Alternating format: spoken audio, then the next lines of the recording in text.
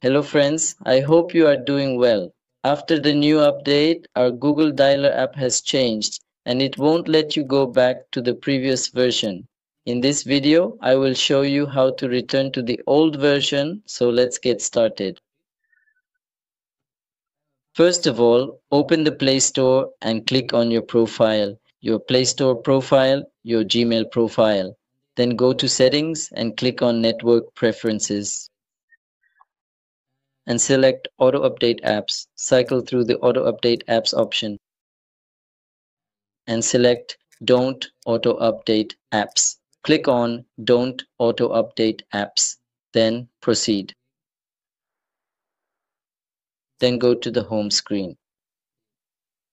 Long press the phone.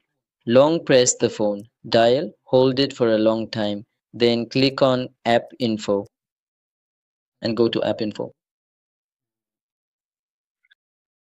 Then you will need to navigate to the storage and cache settings. From there, you should proceed to click on both the clear cache option and the clear storage option. Don't worry, don't delete any data, just click delete. So back.